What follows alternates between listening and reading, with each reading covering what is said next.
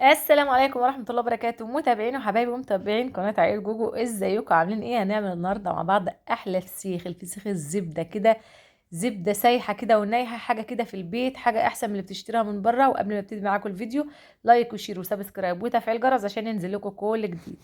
اول حاجة معايا طبعا سمك البوري عشان نعمل فسيخ، طبعا يلزم سمك البوري.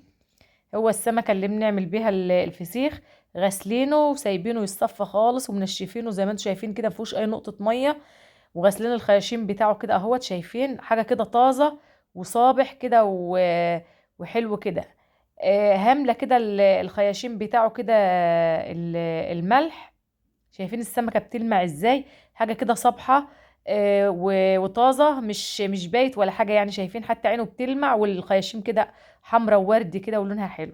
هنحشيها كده الخياشيم كده، الملح كده نكبسه في قلبها زي ما انتم شايفين بكل سهولة. مفيش اسهل من كده، اسهل حاجة ولا بنحط له كركم ولا بنحط شطة ولا اي حاجة اهوت. ونمسك كده السمك معايا الحباية بتاعته صغيرة مش كبيرة قوي.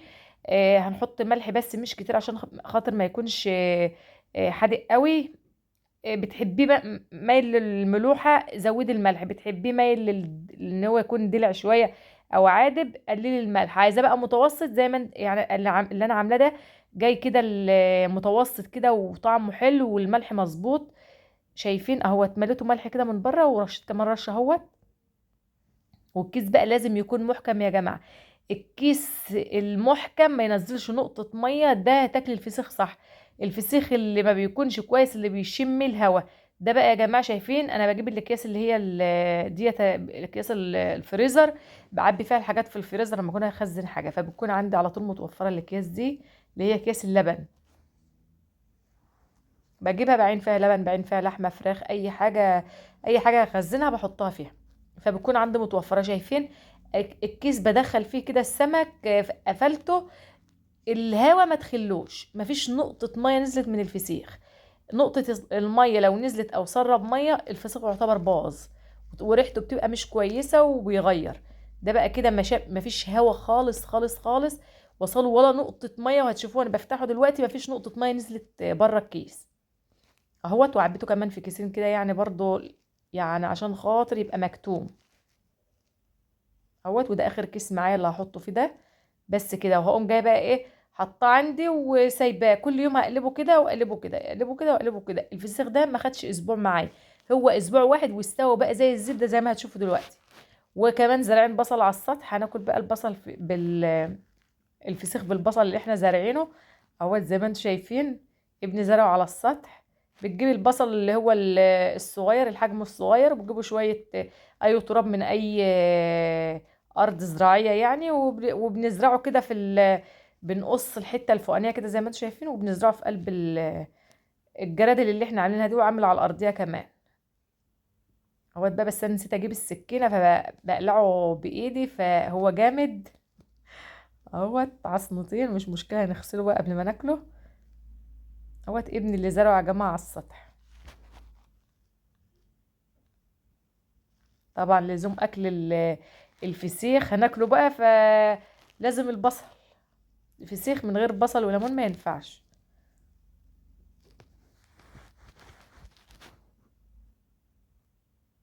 وده يا جماعة زراعة سطحنا ارضنا الطيبة.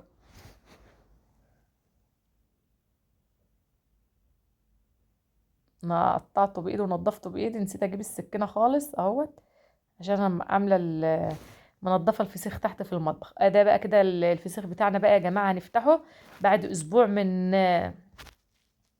التمليح بتاعه يعني.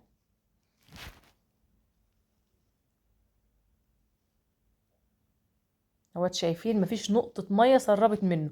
هنفتحه كده زي ما انتم شايفين اهوت. الاكياس طبعا ديت محكمة ما بتسربش خالص مية اهو. شايفين اهو، ولا لسه ولا نقطة مية. اول كيس محطوط هو مسك المية بتاعته، ما سربش ولا نقطة مية. شايفين بقى الفسيخ زبدة، اقسم بالله زبدة زبدة زبدة.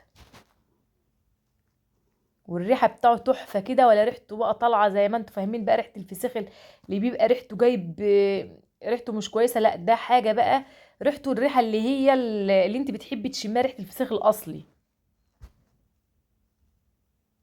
شايفين بقى كمان، وطلع كمان مبطرخ. الله بقى كمان على البطروخ كمان يا جماعة اهوت. شايفين البطروخ وجماله؟ احلى حاجة في الموضوع ان طلع مبطرخ، مع ان البوري السمك صغير يعني، مش الحجم بتاعه مش كبير قوي. شايفين السمكة ماسكة نفسها كده، ولا مهرية ولا غيره كده، واللون البينك كده الجميل بتاعه والملح مظبوط، حاجة كده والله تحفة. ودي كمان طلعت مبطرخة اهوت. شايفين لون الفسيخ عامل ازاي؟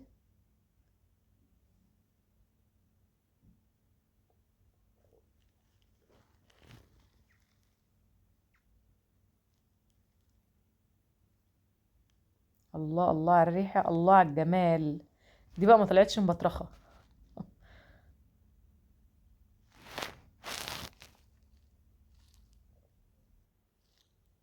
يا جماعة بقى، ونقطع البصل معانا والليمون اهوت يا جماعة. وده كان الغدا بتاعنا النهاردة. ويا ريت تجربوا بقى الفسيخ بطريقتي ديت، مش هتندموا. احلى فسيخ هتعمليه وهتاكليه من ايدك، واحلى من اللي بيشتري من بره. والسلام عليكم ورحمة الله وبركاته.